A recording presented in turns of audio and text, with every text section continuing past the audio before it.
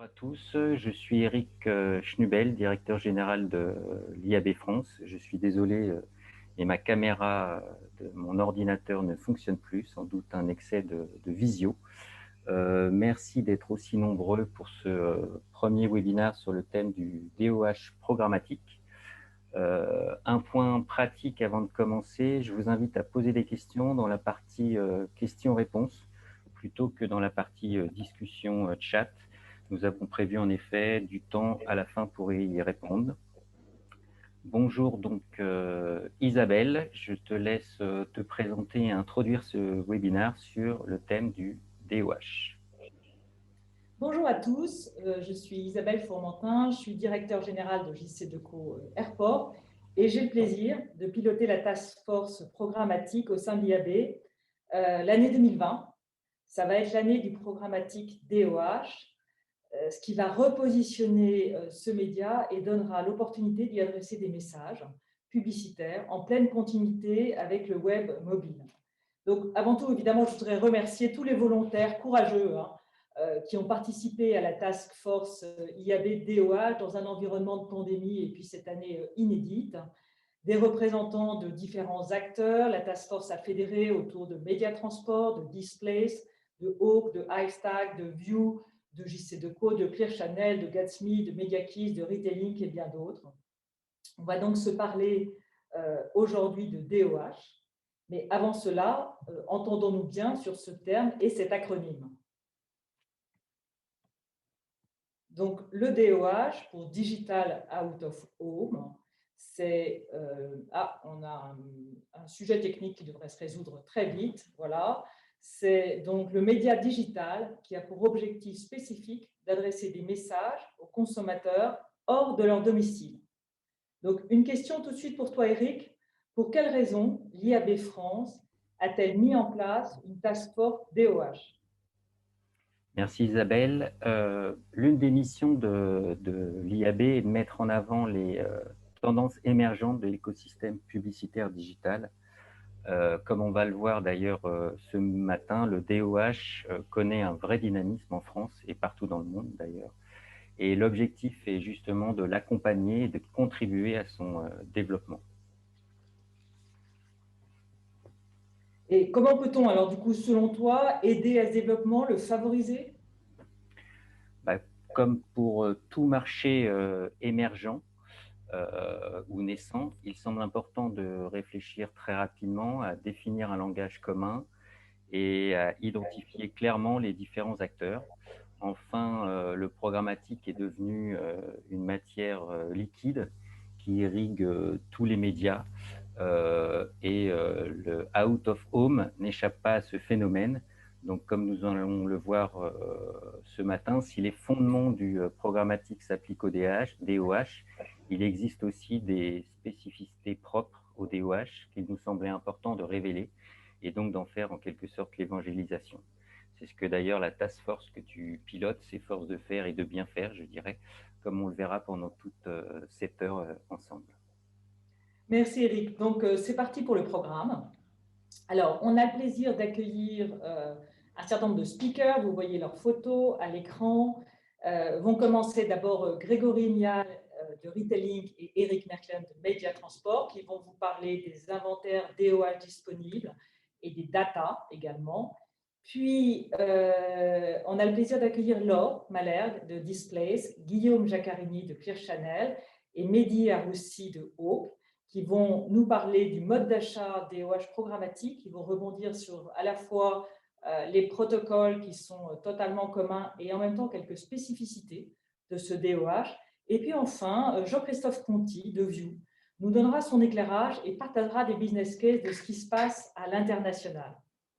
Alors, avant de donner la parole à Grégory et Eric, je vous invite à découvrir comment le DOH va apporter des solutions de ciblage en temps réel, et c'est tout ce qu'on va découvrir tout au cours de ce webinaire, des solutions en ultra contextualisé, mais également en ultra localisé, et le tout dans un environnement, et bien sûr c'est ultra important en ce moment, de brand safe et de cookieless. À vous, Grégory et Eric. Bonjour à tous, merci Isabelle de cette introduction. Je vais commencer par par présenter les inventaires qui composent ce marché et la façon dont ils sont structurés. Alors, en préambule, le DOH, c'est tendance, mais ce n'est pas nouveau. C'est un média qui fait déjà partie intégrante de notre quotidien, qui jalonne nos déplacements dans l'espace public. On recense aujourd'hui plus de 56 000 écrans en France, dans la rue, dans les magasins, etc. Donc, on a une bonne couverture, un bon maillage territorial. Et c'est un média qui s'est rapidement développé. À la slide suivante, on peut le voir, en tout pour répondre à une demande dynamique des annonceurs, puisque les dépenses publicitaires ont été multipliées par 3 entre 2013 et 2019, et elles continuent de croître, de doubler et de croître de manière significative. On évalue d'ailleurs, rien que sur le marché américain, les revenus autour de 4 milliards de dollars, notamment grâce à l'essor du programmatique. Alors, pour s'y retrouver un petit peu mieux, créer un langage commun, comme le disait Eric, dans la diversité des lieux où s'inscrit le DOH, il y a déjà une taxonomie qui existe. Cette taxonomie, elle a été mise en place tout d'abord aux US par un collectif programmatique composé des principaux SSP, DSP, View, Broadsign, Verizon ou The Trade Desk. Elle structure le marché DOH en plusieurs environnements, dont 3 majeurs que vous voyez à l'écran. Le premier, c'est les transports. Vous avez certainement tous été amenés à avoir des écrans dans les stations de métro, dans les gares, dans les aéroports. Vous avez également l'outdoor, dans les centres-villes en particulier. Et pour terminer, bien évidemment, le retail pour jalonner les parcours shoppers dans les commerces, dans les malls. Alors, vous pouvez voir à l'écran la liste des principales régies afférentes à chacune de ces catégories. Je ne vais pas forcément les lister et les citer une par une, mais ce qui est important d'avoir en tête et de garder en tête, c'est que dans le cadre du lancement du programmatique en France, on commercialise et l'ensemble des acteurs vont commercialiser un patrimoine premium, ce qui n'est pas forcément et ce qui n'a pas toujours été le cas sur le web. Donc, voilà. En complément de ces 3 principaux environnements, cette taxonomie, elle définit aussi plusieurs autres typologies avec des marchés davantage de niche comme les salles de sport, les salons de beauté et de bien-être qui constituent une seule et même catégorie, mais aussi les établissements de santé, les bureaux et pour finir, cette circonstance en ces temps de réouverture, les bars, les restaurants et les salles de cinéma. Tous ces univers sont tous très complémentaires les uns des autres, surtout pour chacun d'eux, le média vidéo permet de multiplier les touchpoints. Le DOH, c'est par essence un média one-to-many. C'est très important, c'est fondamental de le garder en tête. Chaque écran peut être vu par plusieurs contacts. C'est aussi un média qui est apprécié et efficace. Il y a une étude récente de l'IFOP qui est parue au premier trimestre 2021 qui montre que 7 Français sur 10 disent prêter attention à ces écrans, avec des scores d'appréciation qui sont très élevés, en particulier chez les millennials. Donc, c'est aussi un média qui est efficace, mais qui a aussi de nombreux autres atouts. Il est complémentaire du mobile, il offre des possibilités créatives pour faire de la DCO, pour créer de l'immersion, pour créer de l'expérientiel avec les utilisateurs. Et enfin, ce qui est fondamental également, c'est qu'en DOH, on programme dans un écosystème 100% maîtrisé, ce qui offre des garanties en termes de brand safety d'une part, mais qui offre aussi une grande flexibilité, des possibilités de ciblage qui sont très importantes à la fois dans le temps et dans l'espace. Et je vais maintenant laisser Eric vous illustrer tout ça et aborder le sujet de la mesure. Eric, c'est à toi. Merci Grégory. Comme tu l'as évoqué, la flexibilité fait effectivement partie de l'ADN du DOH. Alors, cette flexibilité, on va la retrouver notamment dans la diffusion de la publicité sur le mobilier numérique. Cette flexibilité, elle s'inscrit dans une séquence qui est appelée boucle de diffusion. La boucle peut avoir une durée variable selon les mobiliers et l'univers dans lequel ils sont implantés. En moyenne, les boucles de diffusion oscillent dans une fourchette qui va de 60 à 90 secondes. La durée d'une boucle aura un impact, bien évidemment, sur le nombre de diffusions. En effet, plus la boucle sera longue et moins le nombre de diffusions sur une journée sera élevé. Une boucle est composée de messages publicitaires, comme vous pouvez le voir à l'écran. Ils vont s'enchaîner pendant sa diffusion. Cette boucle va se répéter durant tout son temps de programmation. Alors, sur l'exemple qui est diffusé en ce moment, la boucle qui est composée de 4 spots, de spot 1, 2, 3, 4, va se répéter durant la tranche horaire de 10h à 19h. À l'issue de cette tranche horaire, de nouveaux spots viendront se substituer ou s'ajouter à la nouvelle boucle. Ces boucles sont donc composées de messages publicitaires. Ils ont, dans leur grande majorité, une durée de 10 secondes. Mais la souplesse du DOH permet de diffuser des messages publicitaires de durée variable, qui vont pouvoir aller de 5 secondes à des formats beaucoup plus longs, atteignant 30 secondes ou plus. La diffusion d'un message publicitaire peut être conditionnée à un déclencheur extérieur, alors qui peut être en lien avec la météo, comme l'exemple de campagne Europcar que vous avez à l'écran, qui promeut un cabriolet lorsque le soleil est au rendez-vous et la température clémente.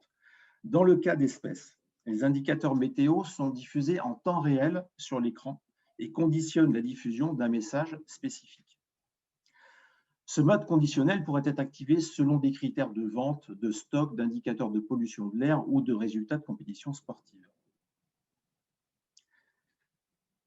La souplesse de diffusion du DOH permet d'accéder également à une personnalisation des messages diffusés en lien avec certaines cibles de population, surreprésentées dans un univers et ou dans un temps donné. Cette souplesse se retrouve également dans le cadre d'un ciblage géographique. Dans le cas d'espèces que vous voyez à l'écran, ce sont 50 messages publicitaires différents qui se référaient à une proximité géographique du lieu de diffusion qui ont été diffusés. La diffusion en programmatique va donc s'appuyer sur la flexibilité du DOH que nous venons d'évoquer, en permettant d'introduire dans les boucles des spots publicitaires qui seront programmés en temps réel.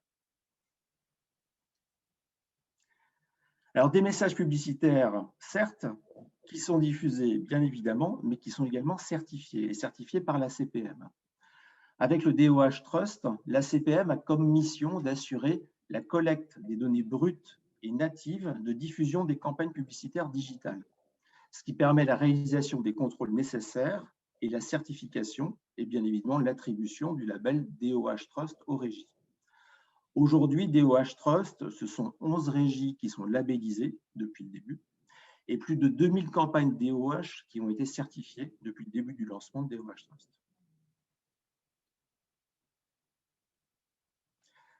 Des messages diffusés et certifiés, c'est une chose, mais qui les voit? Alors ça, c'est tout l'enjeu des mesures d'audience qui sont mises en place pour quantifier et qualifier les contacts générés par une campagne publicitaire diffusée sur des mobiliers DOH.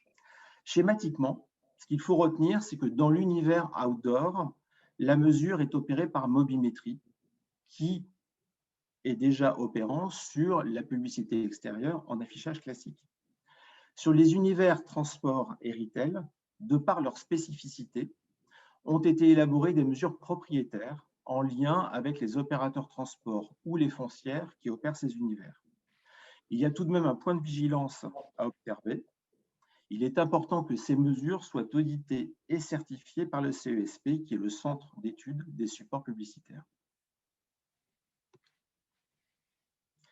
Ces mesures, elles vont permettre de générer des contacts publicitaires que nous appelons ODV, pour occasion de voir.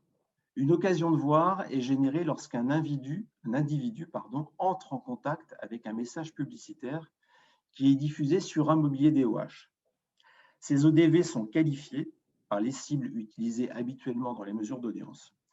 Sur l'exemple que vous avez à l'écran, le message publicitaire qui est diffusé sur le mobilier DOH va générer 4 occasions de voir. Pourquoi? Parce que 4 personnes ont eu l'occasion de voir le message lors de leur parcours, lorsqu'il était diffusé. Donc cette mesure des ODV, ça va être un point clé pour amener le DOH sur la vente en programmatique, et c'est ce que Laure va maintenant nous détailler.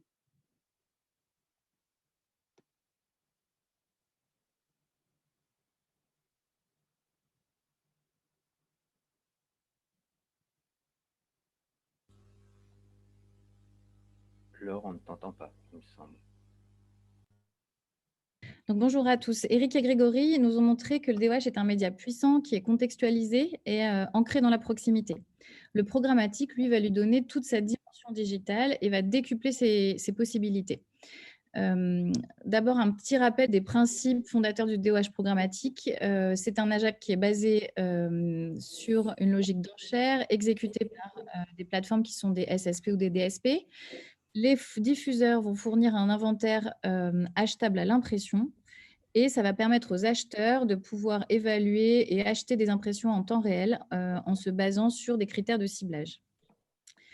Le DOH programmatique, comment s'opère-t-il?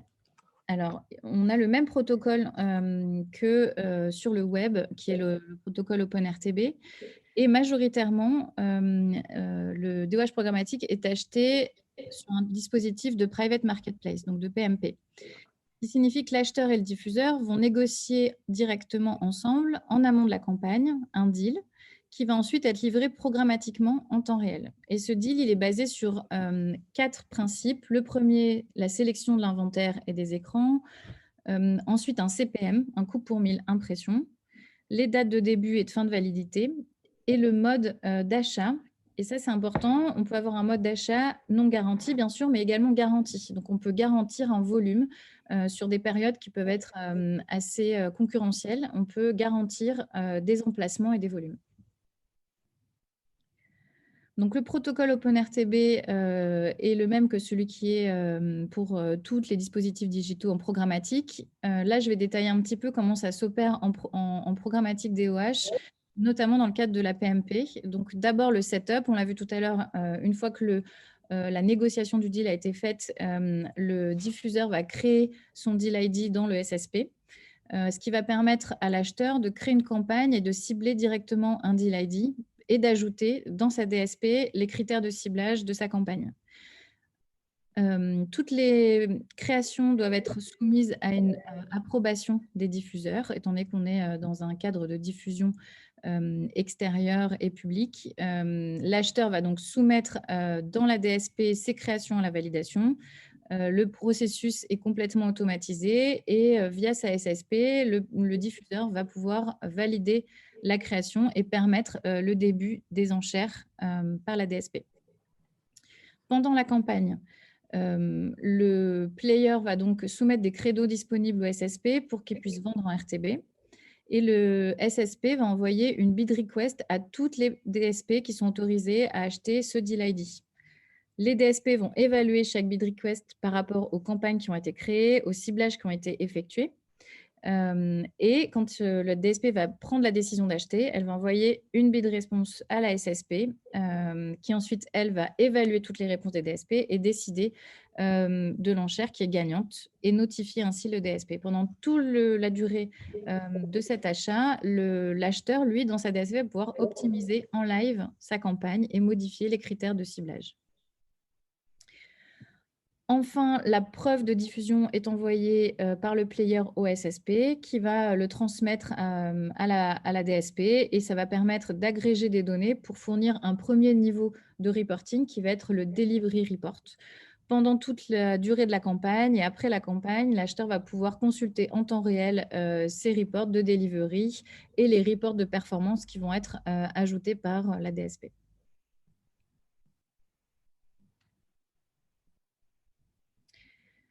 On a parlé tout à l'heure des bid requests. Donc, qu'est-ce que contient particulièrement une bid request DOH? D'abord, elle va qualifier l'écran qui va envoyer cette bid request. Donc, on va avoir le nom du diffuseur, l'identifiant de l'écran, l'environnement, donc ce qu'on appelle le venue type, qu'a décrit tout à l'heure Grégory, et le GPS, la localisation précise du panneau.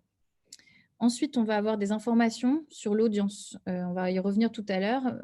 Une notion spécifique au DOH qui s'appelle l'impression multiplier, qui va définir le nombre d'impressions qui vont être auprès duquel ça va être diffusé. Et ensuite, le segment d'audience peut être aussi spécifié.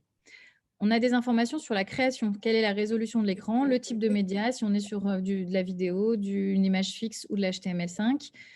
Et la durée de diffusion, qui est majoritairement autour de 10 secondes, mais qui peut varier dans des environnements outdoor, peut être plus faible, comme 6 secondes, par exemple.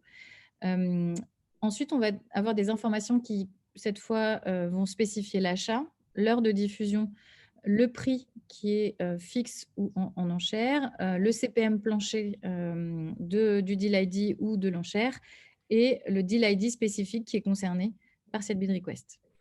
Donc, tout ça, ça va être les informations de base qui vont permettre une première sélection et une première décision d'achat par la DSP.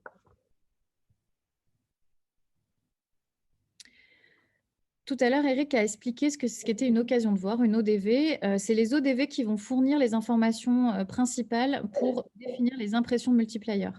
L'impression multiplayer, c'est un coefficient multiplicateur qui va être attribué à chaque bid request, comme on l'a vu tout à l'heure, et qui va nous permettre de savoir combien d'ODV sont concernés par cette bid request. Et on voit qu'elles vont fluctuer en fonction des horaires, en fonction des écrans. Elles vont être de plus en plus précises, et c'est un des enjeux aussi du programmatique, c'est d'aller vers de plus en plus de temps réel sur la définition de ces impressions multiplayer. Un exemple de calcul des impressions sur une campagne, par exemple, où on voit 3 écrans ici dans un aéroport de 10h à 11h. Toutes les bid requests qui ont été reçues vont permettre de voir qu'il y a eu 10 diffusions, par exemple sur l'écran 1. Chaque écran a un multiplier différent et ça va nous permettre de calculer le nombre total d'impressions de cette campagne de 10h à 11h. Et je vais maintenant laisser la parole à Guillaume Jaccarini qui va nous présenter le panorama des acteurs du DOH programmatique. Alors, vous retrouvez ici l'ensemble des acteurs qui ont déjà été évoqués par ailleurs et qui constituent les acteurs d'ores et déjà actifs sur le sujet du programmatique DOH en France. Sur la gauche, vous retrouvez les media owners, dit autrement les diffuseurs ou les régies. Vous allez pouvoir voir les opérateurs classiques de publicité extérieure et également tout un tas de nouveaux entrants que nous avons également déjà évoqués qui investissent un certain nombre de lieux de vie. Tout cela constituant une galaxie finalement de media owners différents. Ensuite, les SSP. Donc SSP, l'acronyme pour Supply Side Platform, plateforme côté offre. Ce sont les acteurs, les plateformes qui sont chargées d'optimiser les opérations d'achat-vente d'inventaire côté offre, où nous allons retrouver 2 types d'acteurs, les spécialistes, donc spécialisés sur l'inventaire digital out of home, et également des SSP omnichannel, à la fois DOH et à la fois sur l'inventaire digital classique, si on peut l'appeler ainsi. Pendant du DSP pour les acheteurs, pendant des SSP pour les acheteurs, les DSP. Donc les DSP pour Demand Side Platform, qui vont permettre aux acheteurs de trouver l'inventaire le plus pertinent selon les objectifs recherchés. Et encore une fois, 2 types de DSP, DSP spécialisés dans l'inventaire digital out of home ou alors des DSP omnichannel. Autre type d'acteurs, les players, donc se charger de véritablement assurer la diffusion. La partie maintenant data provider. On le sait tous, les campagnes, le média en général et le programmatique en particulier sont affaires d'inventaire publicitaire, de messages, mais également de données, de data, pour s'assurer de la meilleure adéquation entre l'inventaire qui est utilisé, le message qui est promu, l'audience qui est finalement touchée et les impacts générés par la campagne. 2 types d'acteurs. Un type d'acteur positionné hardware, ce que nous avons ici dénommé en tant que capteur, avec des hardware positionnés généralement sur ou à proximité des écrans, et des acteurs positionnés software, où la data collectée est sans capteur et généralement à partir du smartphone. Enfin, à droite du slide, nous retrouvons les trading desks, donc là véritablement côté demande, côté achat. Ce sont les acteurs qui opèrent les opérations de trading, d'achat de l'inventaire pour le compte des annonceurs. Nous retrouvons encore une fois 2 types d'acteurs, les trading desks adossés aux agences médias, que l'on retrouve ici dans le haut de la partie droite du slide, et des trading desks indépendants, donc non adossés à ces grandes agences. On voit ici finalement sur ce slide le nombre d'acteurs qui opèrent d'ores et déjà sur ou en tout cas à très court terme, sur ce sujet-là en France, qui va à la fois montrer l'engouement sur le programmatique DOH et peut-être plus encore les perspectives de l'écosystème. On retrouve des acteurs traditionnels du monde OOH, DOH, on retrouve des acteurs traditionnels du programmatique digital classique, encore une fois si on peut l'appeler ainsi, et tout un tas de nouveaux acteurs, preuve de l'attractivité du sujet et finalement de la force de traction qui va s'opérer dans les années à venir. Alors, pourquoi acheter le DOH en programmatique? Quels sont les bénéfices? Alors d'abord, le programmatique va permettre un achat rapide, simple et flexible et en temps réel. Donc, à travers la DSP, on va avoir un point d'accès unique à tous les inventaires qu'on a vus dans la première partie. Le fait que ce soit automatisé va permettre un workflow assez efficace qui va accélérer le lancement d'une campagne, qui va permettre de vraiment opérer en temps réel. Et ensuite, les DSP, à travers la standardisation, vont permettre de réduire les différents formats créatifs nécessaires. Tout ça, en fait, vont permettre de lancer des campagnes beaucoup plus rapidement. Ensuite, c'est un achat également, un environnement qui est visible et sûr. Donc, on est sur des environnements brand safe, 100% in-view, puisque les panneaux sont disposés dans des endroits où il y a énormément d'audience et extrêmement visible. Et on est dans un environnement qui est nativement cookie-less et qui va permettre donc de diffuser de manière extrêmement visible et sûre. Le troisième bénéfice, c'est le fait qu'on puisse acheter à l'audience. On en a parlé tout à l'heure, c'est une notion qui est importante. On est sur un média qui est one-to-many et là, c'est le many qui est pris en compte dans la bid request, c'est l'impression. Et le fait que ça devienne au CPM impression, ça va permettre de pouvoir établir des plans omnichannel et de comparer finalement l'achat DOH avec l'achat mobile, téléconnecté ou display. Ça va permettre également de pouvoir cibler les heures d'influence et de trader en fonction de ces heures d'influence.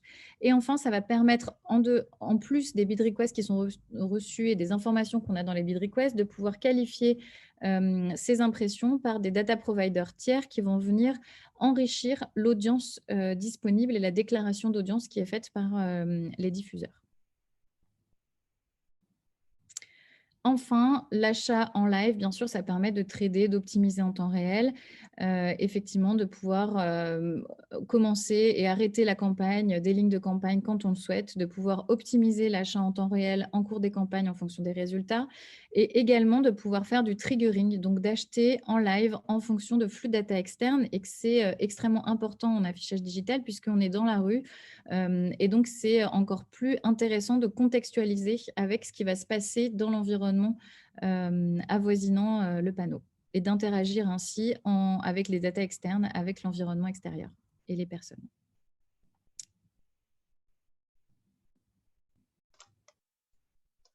Merci Laure. Oui, c'est la main Mehdi, effectivement, pour la complémentarité DOH mobile. Merci Laure. Bonjour à tous. Donc on vient de le voir avec Laure, l'arrivée du DOH en programmatique est une révolution dans son mode d'achat automatisé via une plateforme DSP qui va permettre de suivre, d'optimiser ses investissements en temps réel. C'est aussi une merveilleuse opportunité pour les marques de créer de la complémentarité avec d'autres écrans sur une plateforme unique. La combinaison DOH et mobile en est d'ailleurs le parfait exemple, notamment avec l'intégration de l'impression multiplayer qui va permettre de réconcilier un média one-to-many au mobile. Il s'agit de deux médias puissants, complémentaires, qui vont permettre de répondre à des objectifs de notoriété en suivant des audiences en mobilité à différents moments de la journée, par exemple, en scénarisant des messages par écran, pour une résonance plus forte ou même pour une meilleure mémorisation d'un message. Cette complémentarité va également répondre à des objectifs de performance avec des dispositifs Drive to Store qui vont permettre de générer du trafic qualifié en magasin en reciblant des exposés sur leur mobile pour les guider vers les points de vente les plus proches et ainsi avoir des nouveaux KPI qui sont la mesure de visite en magasin, des visites incrémentales, une distance moyenne parcourue ou encore le temps entre l'exposition et la visite en magasin. Et enfin, ces deux médias vont également permettre de répondre à des problématiques de livraison locale avec l'activation pour des acteurs locaux ou franchisés habitués à utiliser des réseaux plus traditionnels. Le DOH, dans cette approche programmatique et omnicanal, offre également de nouvelles perspectives pour les acheteurs digitaux, car il va permettre de multiplier les points de contact et de créer une complémentarité entre ce qu'on définit un peu aujourd'hui comme les nouveaux médias, à savoir les médias traditionnels qui se sont digitalisés, donc c'est le cas de la TV, du digital audio. Il vient ainsi enrichir des dispositifs DOH mobiles, notamment avec l'IPTV ou la Connected TV, qu'on peut dès aujourd'hui activée en local avec un ciblage par code postal, par exemple. Et en attendant, bien sûr, l'arrivée de la TV adressée en programmatique qui devrait voir le jour fin 2022, début 2023, qui permettra d'avoir une granularité par foyer. Le digital audio, qui est aussi un média qui se consomme à 80% sur mobile aujourd'hui et qui peut donc parfaitement s'inscrire dans ces stratégies de notoriété, de campagne locale ou de dispositifs Drive to Store. Donc, le programmatique dans cette approche multi-écran, finalement, permet de répondre à des stratégies innovantes, globales, depuis une seule plateforme. Il permet de scénariser ses messages par écran, dans certains cas, de maîtriser sa fréquence d'exposition en fonction des devices, d'aller chercher du reach par device incrémental et de proposer des bilans de campagne unifiés, multi-device par écran. Voilà, je passe la main à présent à Jean-Christophe Conti, qui va nous présenter des retours sur expérience de campagne observée à l'international. Merci beaucoup, Mehdi. Donc, si jamais on avance, voilà. Donc, juste View en quelques secondes. Donc, View est un SSP spécialisé sur le digital out of home. Et vous avez donc ici un échantillonnage très succinct et non exhaustif de toutes les marques avec lesquelles nous avons travaillé dans plus de 12 pays jusqu'à présent en programmatique. Comme vous voyez, il y a une belle diversité. Nous avons des acteurs de l'automobile aussi qui sont pas forcément, qui sont marqués ici, mais aussi des marques françaises comme vous pourrez le voir. Donc, ça couvre un petit peu tous les secteurs, ce qui est plutôt une excellente nouvelle. Et le deuxième point, quand nous sommes un SSP, comme vous l'avez bien compris à travers ce que mes camarades viennent de vous expliquer, il devient absolument essentiel d'être connecté avec la plupart des acheteurs digitaux en programmatique. Donc, vous avez ici la liste succincte, qui n'est pas exhaustif non plus, de tous les acteurs avec lesquels nous sommes connectés jusqu'à présent. Donc, nous avons bien évidemment des acteurs qui sont spécifiques à l'out of home tels que Displace, mais nous avons également des acteurs globaux qui sont multimédia. Verizon, Trade Desk ne sont pas simplement des acteurs qui font de l'out of home, ils couvrent la plupart des médias. Et ça, c'est particulièrement important, surtout dans ce que Mehdi vient d'expliquer sur la logique de pouvoir couvrir plusieurs types d'écrans, plusieurs types de médias au sein d'une même campagne. Si on passe sur l'autre slide, voilà. Alors, je pense qu'il était relativement important aussi de vous montrer quelques exemples de types de campagnes qui ont bien marché dans d'autres pays. Donc là, c'est une campagne pour Nespresso qui s'est passée donc en Angleterre au sein de shopping malls. Donc, comme vous pouvez voir, le but ici était de pouvoir attirer des visiteurs en boutique à des moments ou à des périodes où, et c'est un déclencheur dans ce cas-là, la fréquentation dans la boutique n'était pas forte. Donc, c'est un moyen pour Nespresso de se mettre en top of mind, donc des personnes qui sont en train de faire donc leurs courses, mais aussi de leur faire passer le message. C'est le moment de venir, si vous voulez acheter donc des recharges, parce que nous n'avons pas grand monde au niveau de la boutique. Donc, c'est une histoire de lissage de fréquentation sur la journée, bien évidemment de faire monter les ventes, et c'était surtout possible à travers donc les écrans qui étaient présents donc dans le supermarché ou dans le centre commercial ici, JC Deco, mais aussi des acteurs qui traquent un petit peu le nombre de personnes qui étaient présentes en boutique, l'audience étant ciblée comme étant les acheteurs ou les personnes qui sont au niveau de ce centre commercial.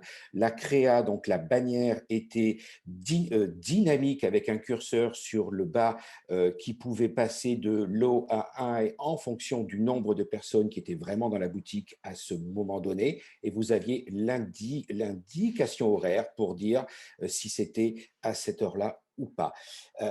Et en fait, si jamais on regarde quels sont les résultats, on se rend compte qu'ils sont plutôt très, très bons. Les ventes ont augmenté de 19,5%, ce qui est déjà une très, très, très bonne chose. Retour sur investissement 5 fois.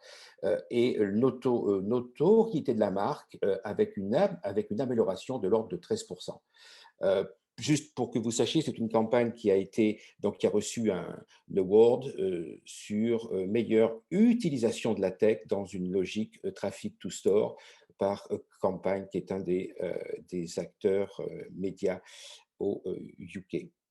Donc là, on est vraiment dans une logique bannière dynamique qui permettent, grâce à la techno programmatique et à certains déclencheurs, de créer du traffic to store.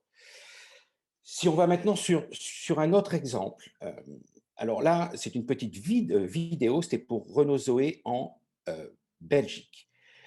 Alors, Renault Zoé, bien sûr, voulait être capable de pouvoir lancer donc leur nouveau média et le faire d'une manière un petit peu spéciale en mettant en exergue les qualités des véhicules électriques.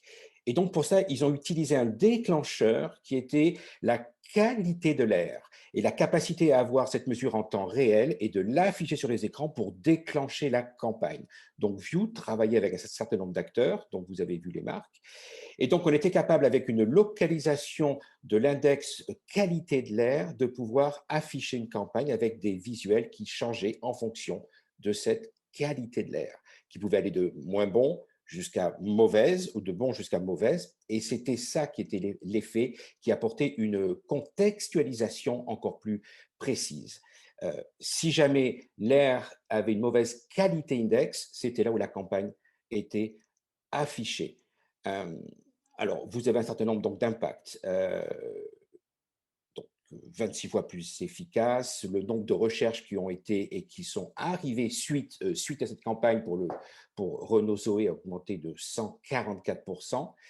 Et on était vraiment dans une approche où on est en real time avec de la data complètement extérieure à la campagne et qui est quand même poussée pour pouvoir lancer et activer cette campagne. Donc là, c'est vraiment un des très, très bons exemples d'une campagne qui est déclenchée avec les logiques dont Laure a parlé sur du triggering, et on est sur une logique où la contextualisation ne se fait pas sur le type d'audience qui circule et qui va passer dans sa voiture, donc sur les axes, mais on est vraiment sur la contextualisation du message dans un contexte qui est ici, est-ce que l'air est de bonne qualité ou pas, et faire le lien avec un véhicule électrique qui permet donc de pouvoir apporter une réponse. Un point essentiel, comme on ne peut pas prévoir quelle est la qualité de l'air en temps réel ou en anticipation pour pouvoir faire tourner la campagne, ici on est sur une offre qui est always on, ce qui veut dire que Renault est capable d'acheter juste quand la qualité de l'air n'est pas bonne. Et ça lui permet donc d'optimiser ses coûts, d'optimiser sa campagne et d'optimiser son retour d'investissement. Voilà. Donc, c'était donc la seconde campagne dont je voulais parler. Et maintenant, donc, je passe la parole à Isabelle qui va nous parler de la suite.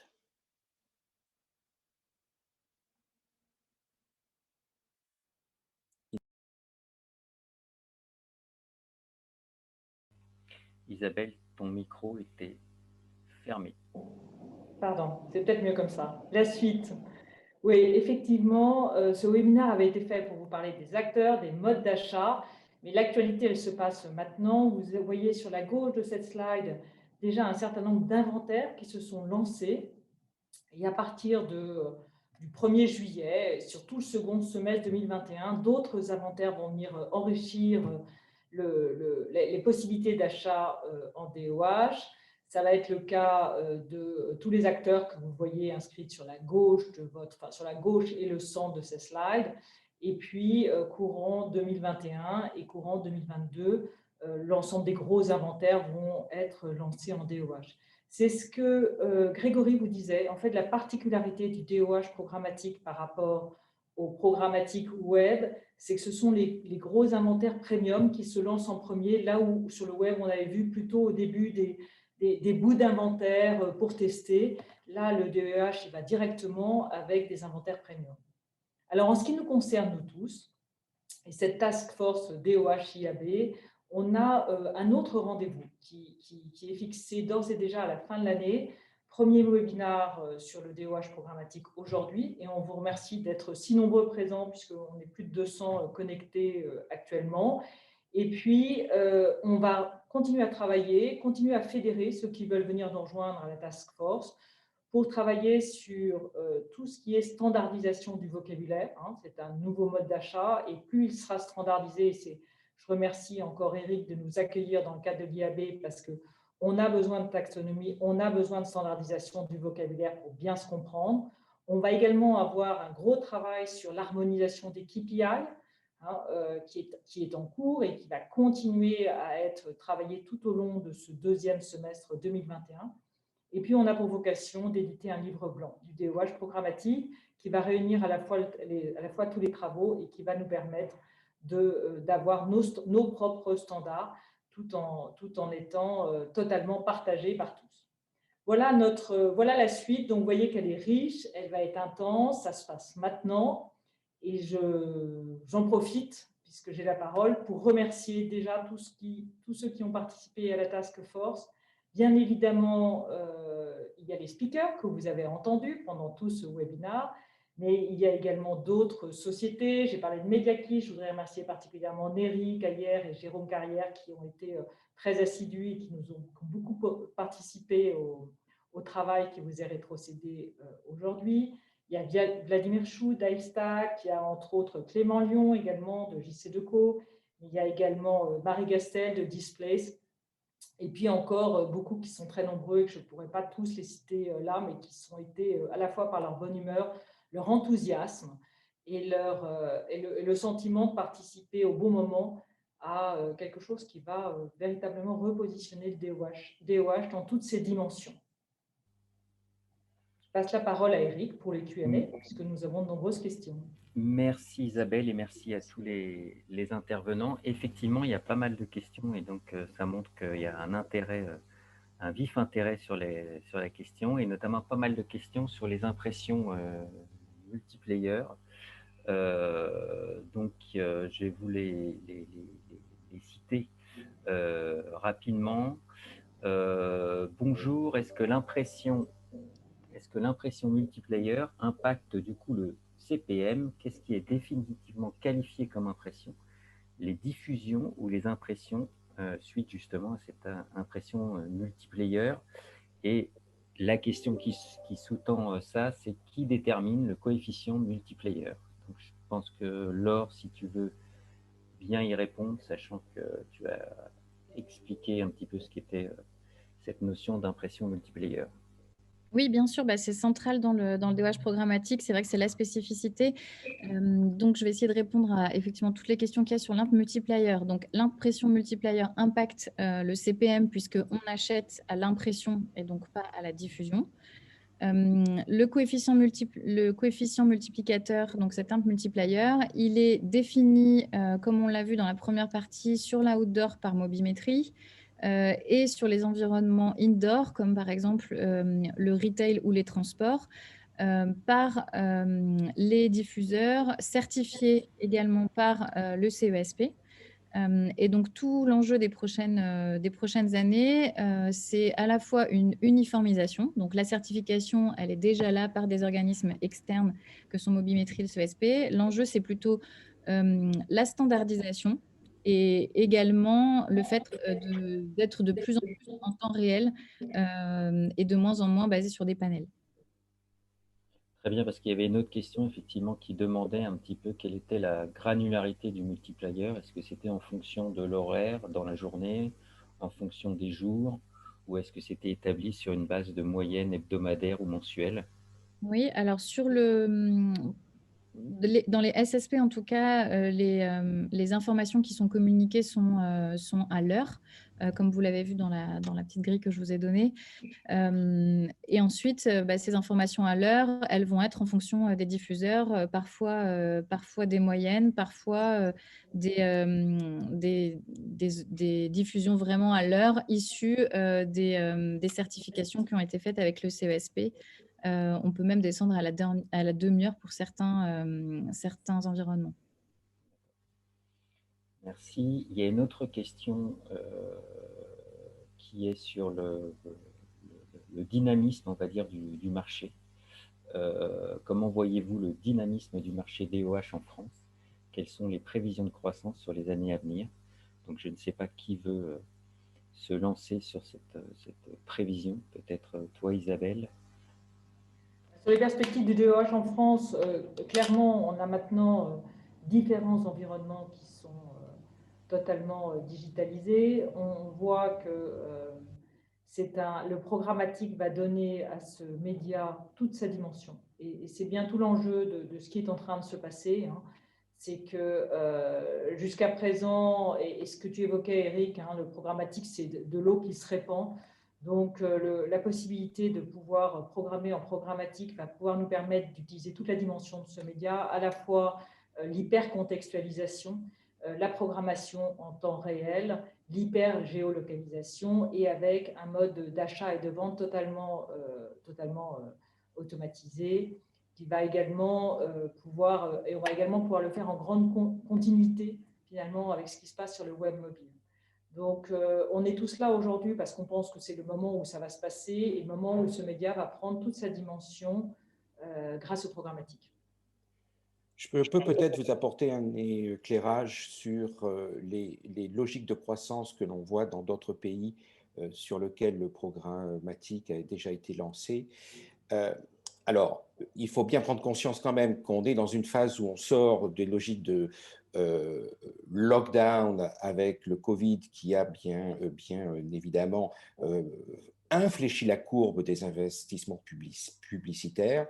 Mais ce que l'on a pu voir quand même dans un certain nombre de pays comme les États-Unis, l'Angleterre, l'Allemagne, la Belgique ou le Benelux, c'est que cette logique de Covid, avec tout un ensemble d'incertitudes sur la capacité à faire passer donc des publicités sur le média outdoor, a forcé aussi, ou en tout cas a exacerbé un besoin de flexibilité de la part des acheteurs qui ne pouvaient plus planifier leur campagne sur 3 mois à l'avance et donc être capable de pouvoir acheter en fonction de certains triggers ou à l'heure d'avant est devenu absolument essentiel pour eux. Donc d'une certaine façon, toute la phase Covid et toute la pandémie en tant que telle a accéléré une prise de conscience de l'importance et de la pertinence de l'achat en mode programmatique pour ce média.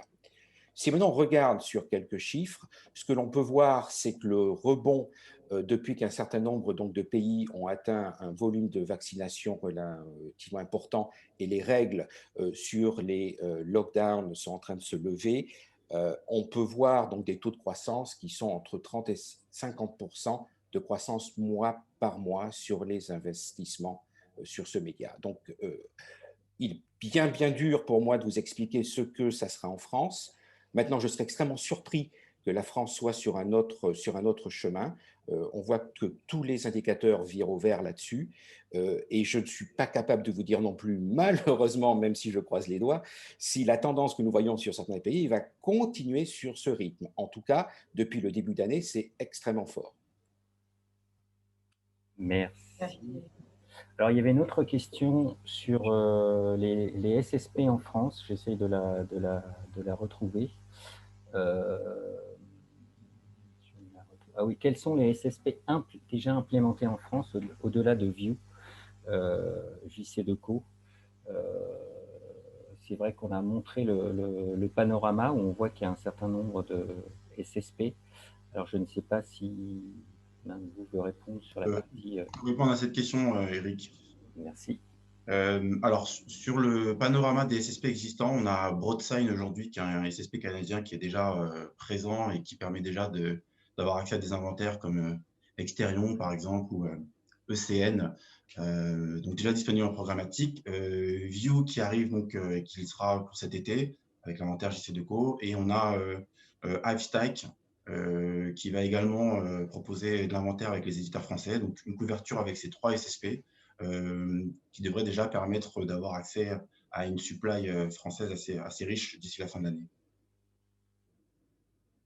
Très bien, merci. Après, il y avait une demande sur le montant des investissements DOH en net en 2020, je suppose en France.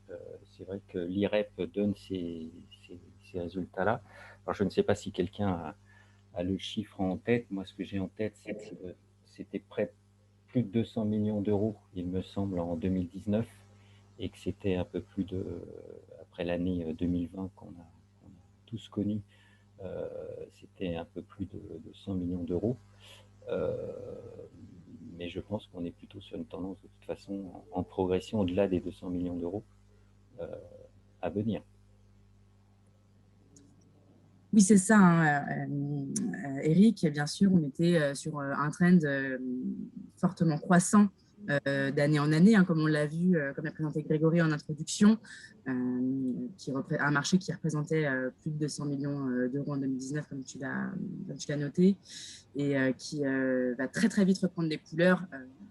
Mais entre parenthèses, bien évidemment, l'année 2020 qui a été atypique, mais qui va voir en tout cas ces investissements publicitaires doubler normalement d'ici à 2024.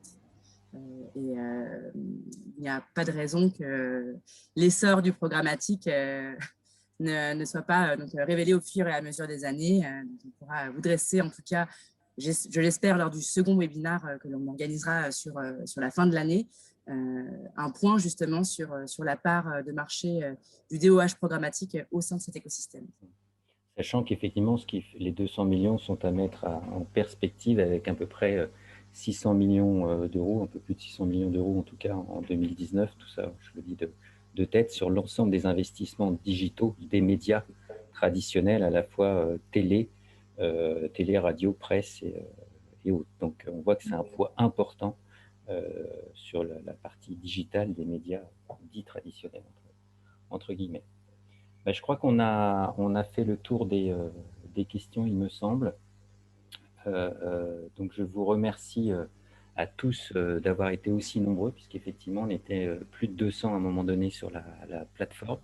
Et je remercie encore les différents intervenants de ce webinaire et les nombreux participants à la Task Force DOH qui a donc été créée en 2020. Et j'invite tous les autres acteurs à venir nous rejoindre au sein de l'IAB parce qu'effectivement, il y a encore pas mal de choses à faire sur un média en plein essor et en plein développement, comme on l'a vu ici même. Merci à tous, encore une fois, et à très vite et à très bientôt. Bien évidemment, le webinaire sera disponible en replay sur le site de l'IAB. Merci à tous.